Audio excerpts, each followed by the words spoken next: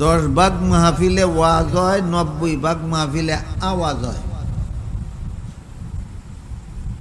আসল উদ্দেশ্য যেহেতু ছিল ওয়াজ, এই কারণে আমাদের বুঝা দরকার ওয়াজ কাকে বলে, ওয়াজ কেন শুনবো, ওয়াজ মাহফিল কেন করাই।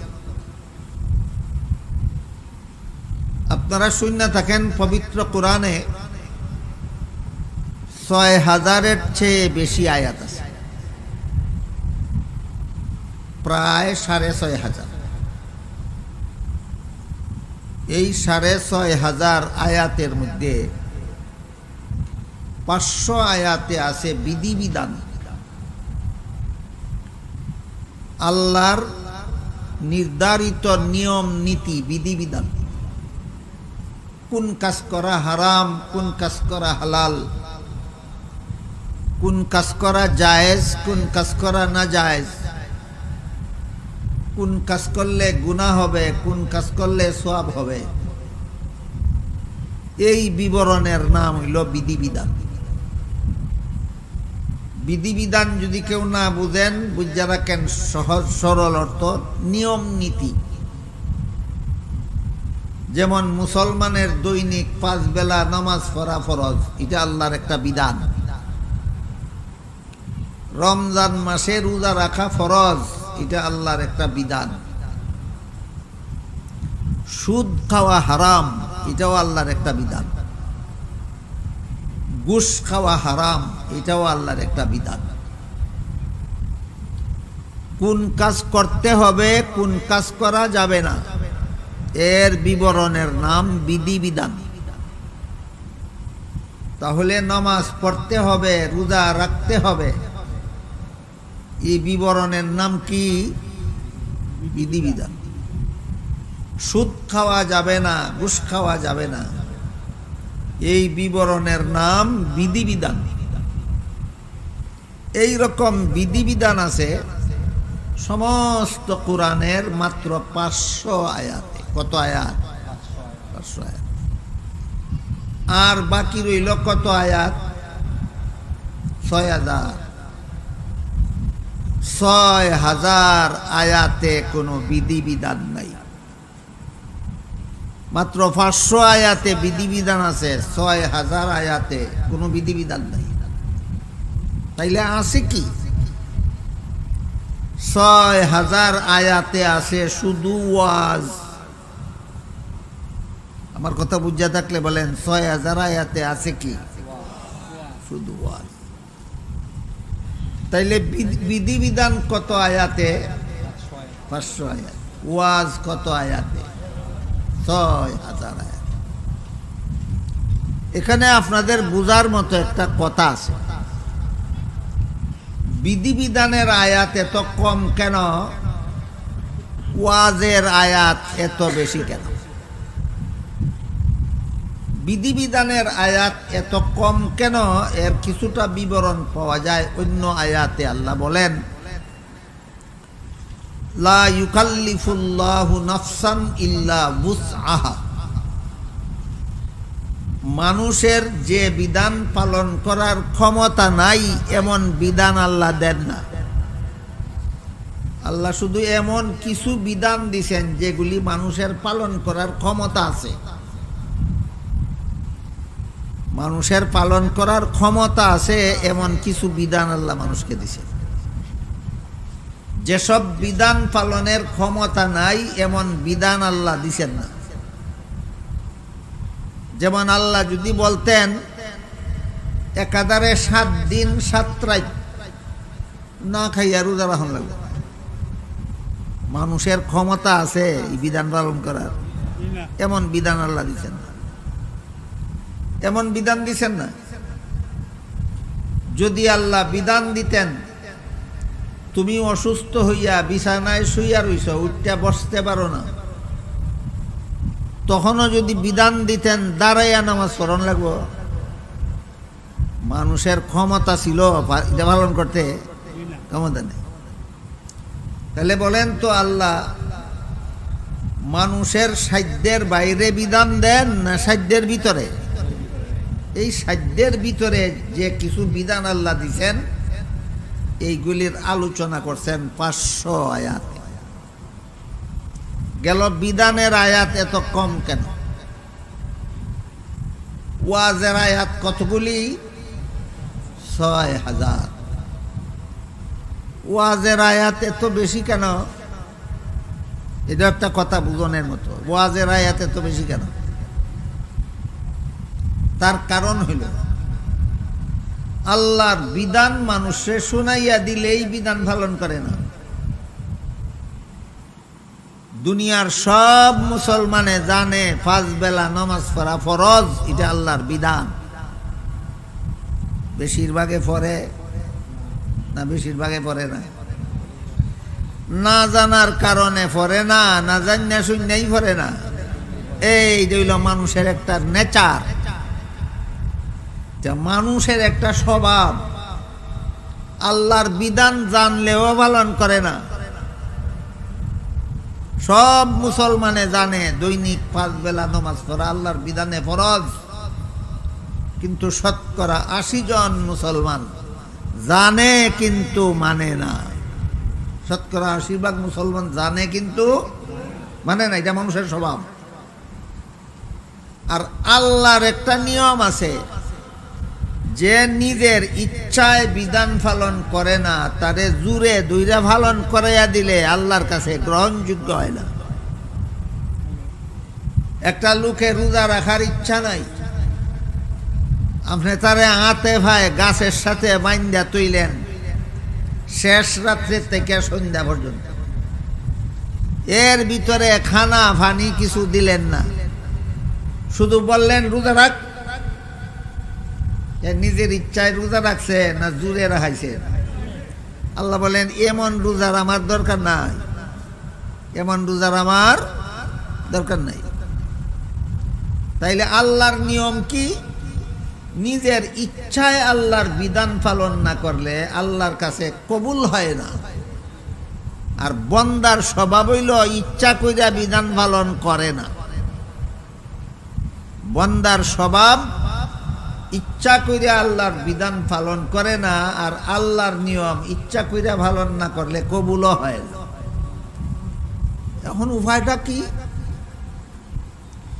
বান্দা কিভাবে নিজের ইচ্ছায় আল্লাহর বিধান পালন করবে তখন আল্লাহর কাছে সেটা কবুল হবে? ইচ্ছায়, নিজের ইচ্ছায় খুশি মনে আল্লাহর বিধান পালনের আর কোনো ব্যবস্থা দুনিয়াতে নাই, একমাত্র ওয়াজ ছাড়া।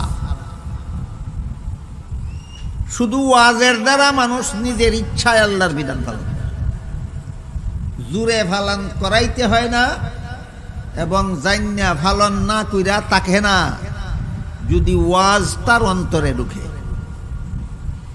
বুঝা থাকলে বলেন আল্লাহর বিধান বান্দা নিজের ইচ্ছায় খুশি মতে পালন করে কিসের দ্বারা? ওয়াজের দ্বারা। এই কারণে 6000 আয়াতে আল্লাহ শুধু ওয়াজ করেছেন, ওয়াজ। কাজে আমরা বোঝার চেষ্টা করি ওয়াজ কারে কয়। ওয়াজ দুইটা জিনিসের নাম। একটা হইল আল্লাহর বিধান পালন করলে কি পুরস্কার পাওয়া যাবে, এর বিবরণের নাম ওয়াজ। আর একটা হইল আল্লাহর বিধান লঙ্ঘন করলে কি শাস্তি ভোগ করতে হবে, এর বিবরণের নাম ওয়াজ। দুই ধরনের বিবরণের নাম ওয়াজ। আল্লাহর বিধান পালনের পুরস্কার আর বিধান লঙ্ঘনের শাস্তি, যে বিবরণের মধ্যে আছে এই বিবরণের নাম ওয়াজ। এমন বিবরণ দিছেন আল্লাহ কোরআনের কত আয়াতে? 6000। কত আয়াতে? 6000। যেমন 5 বেলা নামাজ পড়া ফরজ আল্লাহ বিধান দিছেন। আবার হাদিস শরীফে রাসূল করিম সাল্লাল্লাহু আলাইহি ওয়াসাল্লাম বলে দিয়েছেন, আস-সালাতু মিফতাহুল জান্নাহ, নামাজ তোমার বেহেশতের চাবি হবে। নামাজ পড়লে বেহেশতে ঢুকার চাবি পাইবা। বিধান পালন করলে ফির কি পুরস্কার? জান্নাতের চাবি পাওয়া যাবে। এটা একটা ওয়াজ। নামাজ পড়লে জান্নাতের চাবি পাওয়া যাবে, এটা হইল একটা ওয়াজ। আর নামাজ না পড়লে জাহান্নামের শাস্তি ভোগ করতে হবে। আল্লাহর বিধান পালন না করার শাস্তিটা এখানে উল্লেখ করা হয়েছে। নামাজ পড়লে কি পুরস্কার পাওয়া যাবে আর না পড়লে কি শাস্তি ভোগ করতে হবে, এই বিবরণের নাম ওয়াজ। আর নামাজ পড়া আল্লাহর বিধান মতো ফরজ, এটার নাম হইল বিধান। 5 বেলার নামাজ ফরজ, এটার নাম বিধান। পড়লে জান্নাত পাওয়া যাইব, না পড়লে জাহান্নাম যাওয়া লাগবো, এই বিবরণের নাম ওয়াজ।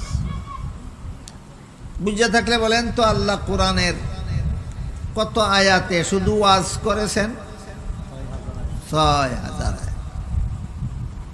এই 6000 আয়াতে আল্লাহ 3 ভাবে দুনিয়ার মানুষকে ওয়াজ করছেন। 6000 আয়াতে কত ভাবে?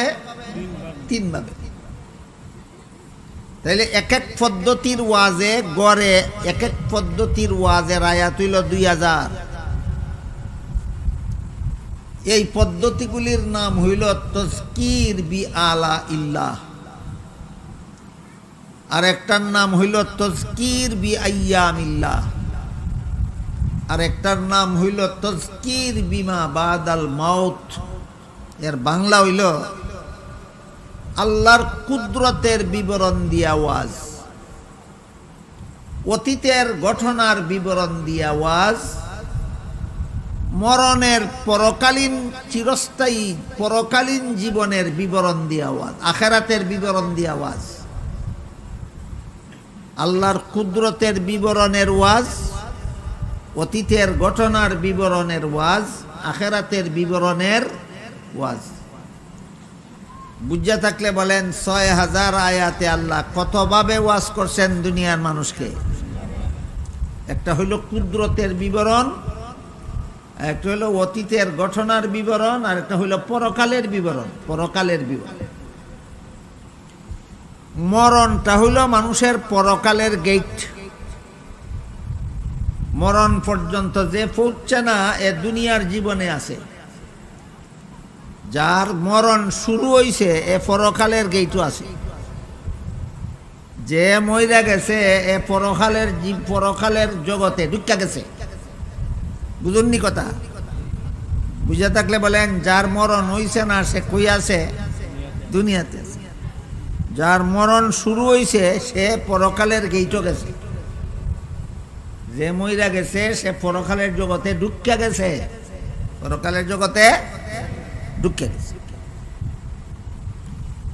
এই কারণে হাদিস শরীফে রাসূল করিম সাল্লাল্লাহু আলাইহি ওয়াসাল্লাম বলেন, আল কবরু রাউদাতুম মির রিয়াদিল জান্নাতি আও হুফরাতুম মিন হুফারিন নার।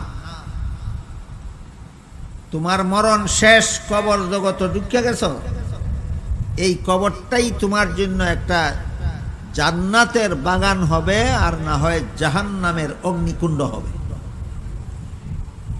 কবর থেকেই পরকালের শান্তি বা শাস্তি শুরু হইয়া যায়। কাজেই মরণ হইল পরকালের গেট। মরণের বিবরণ, কবরের বিবরণ, হাসরের বিবরণ, পুলসিরাতের বিবরণ, জান্নাতের বিবরণ, জাহান্নামের বিবরণ, এইগুলি হইল 3য় প্রকারের ওয়াজ। প্রথম প্রকারের ওয়াজ হইল আল্লাহর কুদরতের বিবরণ।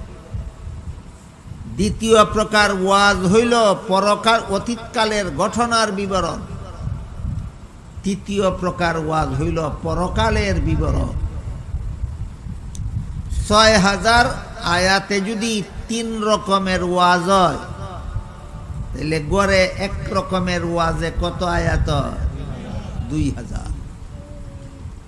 2000 আয়াতে আল্লাহ তার কুদরতের বিবরণ দিছেন।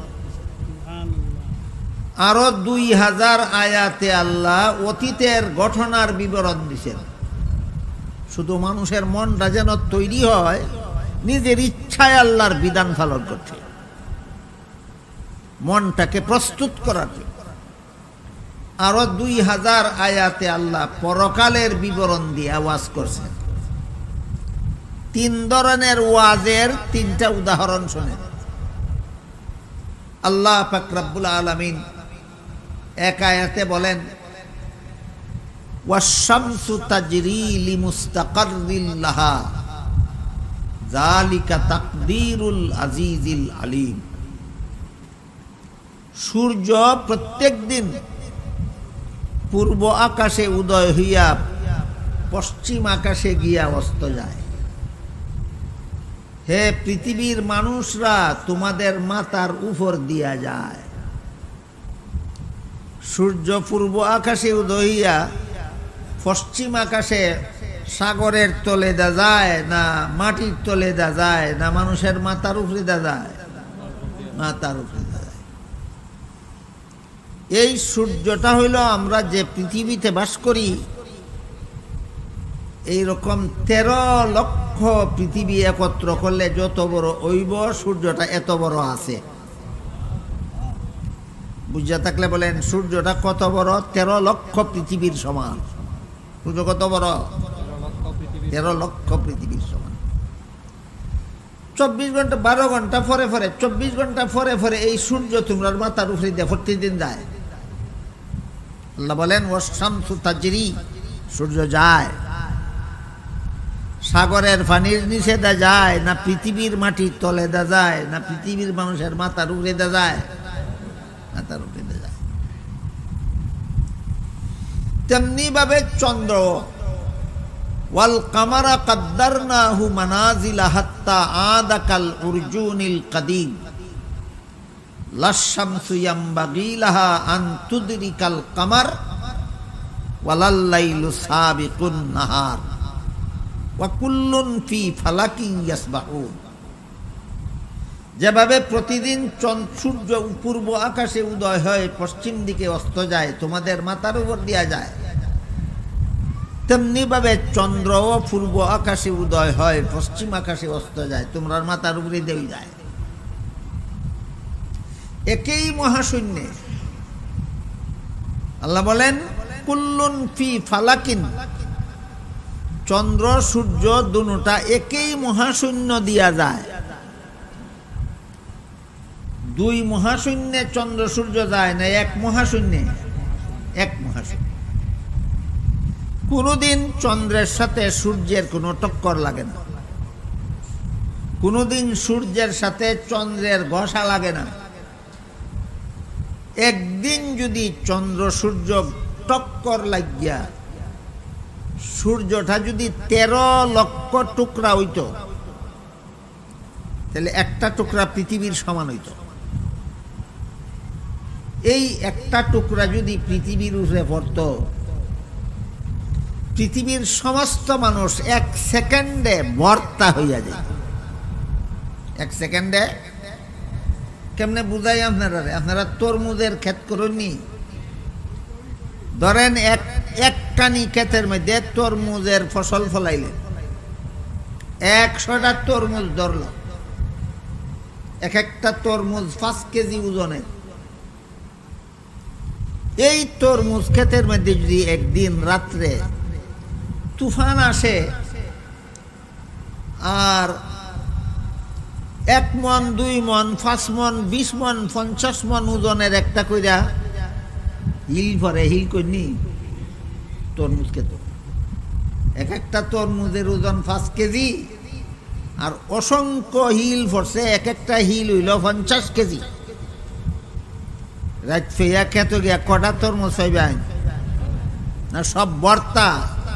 ঠিক তেমনি ভাবে চন্দ্রের সাথে যদি সূর্যের টক্কর লাগতো, লাগে যদি সূর্য 13 লক্ষ টুকরা হইতো, একটা টুকরা হইতো পৃথিবীর সমান। এই একটা টুকরা যদি পৃথিবীর উপর পড়তো, তোমার 5 কেজি তরমুজের উপর 50 কেজির হিল পড়লে যেমন বর্তা হইয়া যেত, তেমনি ভাবে পৃথিবীর সবগুলি মানুষ বর্তা হইয়া যেত। এইভাবে চন্দ্র সূর্য টক্কর লাগিয়া ভাঙ্গা সুইরা তোমরার মাথার উপর পড়ে না কেন? আল্লাহ বলেন, যালিকা তাকদীরুল আজিজিল আলিম, আল্লাহর কুদরতে। তোমরার মাথার উপর দুটা টক্কর লাগিয়া ভাঙ্গা তোমরার মাথা কোনোদিন পড়ে না কেন? আল্লাহর কুদরতে। আল্লাহ প্রতিদিন সেকেন্ডে সেকেন্ডে আল্লাহর কুদরতি ব্যবস্থায় তোমরা ধ্বংস হওয়ার থেকে হেফাজত করেন, রক্ষা করেন। বুঝা থাকলে তোমার বিবেক রেজিগাও এখন 12টা ঘন্টা পর্যন্ত আল্লাহ এত বড় মহাবিপদ থেকে তোমার প্রত্যেক দিন রক্ষা করতেছেন। এই আল্লাহরে কি 5 সেজদা দিতে মন চায় না? এই আল্লাহকে সেজদা দেওয়ার জন্য 5 বেলাও নামাজও যাইতে মন চাই কিনা? এখন তোমার বিবেক রেজিগাও। বলেন, আল্লাহর বিধান পালন করার জন্য এটা কোন ধরনের ওয়াজ হইল? হ্যাঁ, আল্লাহর কুদরতের বিবরণ দিয়া ওয়াজ। এই রকম ওয়াজ করেছেন আল্লাহ কোরআনে 2000 আয়াতে। যদি আপনারা কিছুটা বুঝা থাকেন তাইলে বলুন, আল্লাহর কুদরতের বিবরণের ওয়াজগুলি মানুষে শুনলে জুরে নামাজ পড়ানি লাগবো না নিজের মনের আগ্রহে নামাজ পড়তে রাজি হইব? তাইলে ওয়াজ কিসের জন্য? মানুষ যেন খুশি মনে আল্লাহর বিধান পালন করতে রাজি হয়, এই জন্য। আমি আগেই কইছি, বর্তমানে 90টা মাহফিলে ওয়াজ হয় না, খালি আওয়াজ হয়। 10টা মাহফিলে ওয়াজ হয়। তাইলে আজকাল ওয়াজ মাহফিল বেশি ওয়াজ হয় না বেশি আওয়াজ হয়? আওয়াজ হয়। 90টা মাহফিল যারা ফাগলিয়া যায়, আওয়াজ কানো কইরা লইয়া এ বাড়িতে ওয়াজ শুনেই না, বাড়িতে আনবো কেমনে? ওয়াজ যদি শুনতো কানের ভিতরে কইরা বাড়িতে লইয়া আইতো, ওয়াজ তো শুনেই না, বাড়িতে আনবো কেমনে? এই কারণে বলছিলাম, ওয়াজ কাকে বলে, ওয়াজ কেন, ওয়াজ কিভাবে, এই কথাগুলি বোঝা দরকার। আর নইলে তো সারা জীবন আওয়াজ শুনতে শুনতে আমি ওয়াজ মনে কইরা বস আওয়াজই শুনে চলবো, কোনো কাজ হবে না। গেল কুদরতের ওয়াজের একটা উদাহরণ। আল্লাহ পাক রব্বুল আলামিন অন্য আয়াতে এইরকম কুদরতের আর একটা ওয়াজ করছেন। আল্লাহ উটের উদাহরণ দিয়া কইছেন, আমি বাংলাদেশের গরুর উদাহরণ দিয়া কই। বাংলাদেশের মানুষ উট বেশি বুঝবে না।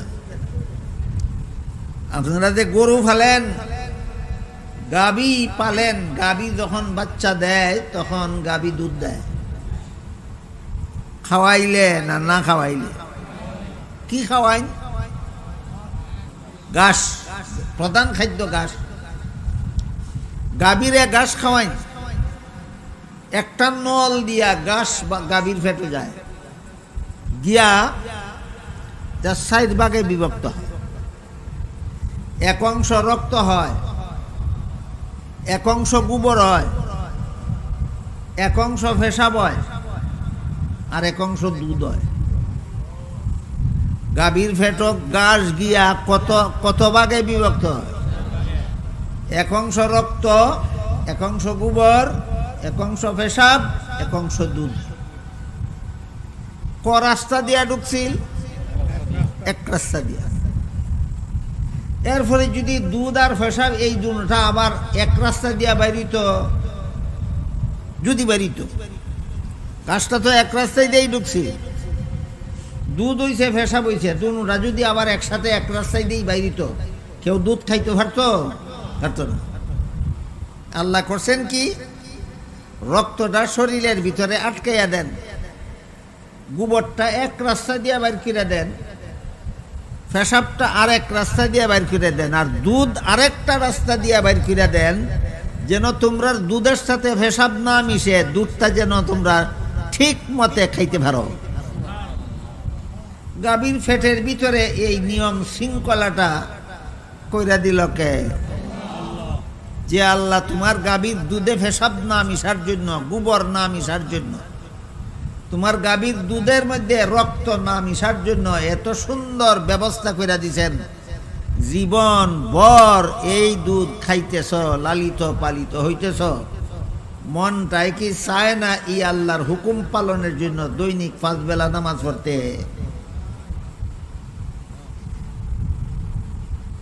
কিসের বিবরণের ওয়াজ হইল? আল্লাহর কুদরতের বিবরণের ওয়াজ। এরপরে অতীতের ঘটনাবলীর বিবরণ।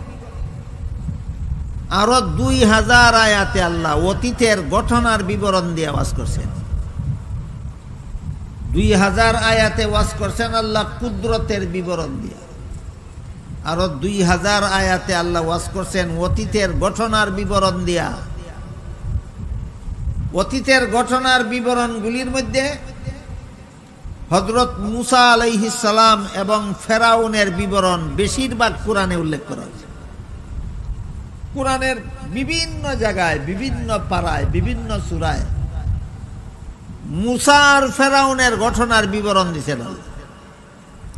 কারণ এদের মধ্যে অত্যন্ত গুরুত্বপূর্ণ ওয়াজ আছে। ফেরাউন ছিল মিশরের বাদশা। মিশর একটা দেশের নাম। এই মিশরের বাদশা ছিল ফেরাউন। আর আল্লাহ পাক রব্বুল আলামিন মুসা আলাইহিস সালামকে ওই শহরের নবী বানাইয়া পাঠাইছিলেন। ফেরাউনে মুসা আলাইহিস সালামের দাওয়াত তো কবুল করলই না, বরং জীবন ভর শুধু দুশ্মনী আর দুশ্মনী করল। প্রথম যেদিন আল্লাহ মুসা নবীকে ফেরাউনের কাছে দ্বীনের দাওয়াত দেওয়ার জন্য পাঠাইলেন, বলে দিলেন, ইযহাব ইলা ফিরআউনা ইন্নাহু তাগা ফাকুল হাল্লাকা ইলা আন তাযাক্কা ওয়া আহদিয়াকা ইলা রাব্বিকা ফাতাখশা ফাআরাহুল আয়াতাল কুবরা ফাকাযযাবা ওয়া আসা সুম্মা আদবারা ইয়াসআ ফাহাশারা ফানাদা ফাকালা আনা রাব্বুকুমুল আলা। আল্লাহ বললেন মুসা আলাইহিস সালাম, ইযহাব ইলা ফিরআউন, আপনি ফেরাউনের কাছে দাওয়াত দেওয়ার জন্য যান। মুসা আলাইহিস সালাম আল্লাহর হুকুমে ফেরাউনের কাছে গিয়া দাওয়াত দিলেন। ফেরাউনে বলল, ফাআলতা ফালাতাকাল্লাতী ফাআলতা ওয়া আনতা মিনাল কাফিরিন। ও মুসা, আমার গড় লালিত ফালিত হইছ 30 বছর। এটা অতীতের ঘটনা। আমার গড় লালিত ফালিত হইছ 30 বছর। আমার দেশের এক লোকরে, নির্দোষ লোকরে খুন কইরা ফলাইয়া রইছ 10 বছর। তুমি কত বড় নিমক হারাম! 30 বছর আমার নিমক খাইয়া লালন পালন করা হয়েছে, লালিত ফালিত হইছ তুমি। আমার দেশের নাগরিককে নির্দোষ অবস্থায় খুন কইরা 10 বছর ফলাইয়া রইছ তুমি। আর এখন তুমি আইছো আমি খুদার বিরুদ্ধে আর এক খুদার দাওয়াত দেওয়ার জন্য। তুমি একটা কাফের। কেডায় কারে কাফের কইল? ফেরাউনে মুসা আলাইহিস সালাম কাফের। ফেরাউনের মতো বেঈমানে যদি মুসা নবীরে কাফের কইতে পারে, তা আপনাদের যুগের কোন বেঈমানে, কোন বালা মানুষরা কাফের না কইতে পারে? এটা তো ফেরাউন থেকে তারা ভাই হয়ে যাইছে। বালা মানুষরা কাফের কম। এক হাদিসে রাসূল করিম সাল্লাল্লাহু আলাইহি ওয়াসাল্লাম বলেন, আইয়ুমা রাজুলিন কালা লি আখিহি কাফির ফাকাদ বাআ বিহা আহাদুহুমা। কেউ যদি কেউরে কাফির কয়, 2 জনের একজন অবশ্যই কাফির হয়। যারে কইল সে যদি সত্যই কুফরি কইরা থাকে তাহলে যা কইছে তা, আর যারে কইছে সে যদি কুফরি না কইরা থাকে, যে কাফির কইছে তার মরণ হইব কাফির অবস্থা। ফেরাউন যে মুসা নবীরে কাফির কইল, সত্যই মুসা নবী কুফরি করছিলেন, তাহলে ফেরাউনের মরণটাই হইব কি অবস্থায়? কাফির অবস্থায়। বাস ফেরাউনের কাফির অবস্থায় মরণ। হযরত মুসা আলাইহিস সালাম যখন বললেন, আল্লাহ আমাকে নবী বানাইয়া পাঠাইছেন তোমাকে লা ইলাহা ইল্লাল্লাহর দাওয়াত দেওয়ার জন্য, ফেরাউনে কয় কোনো প্রমাণ আসেনি আল্লাহ যে তোমার নবী বানাইছেন।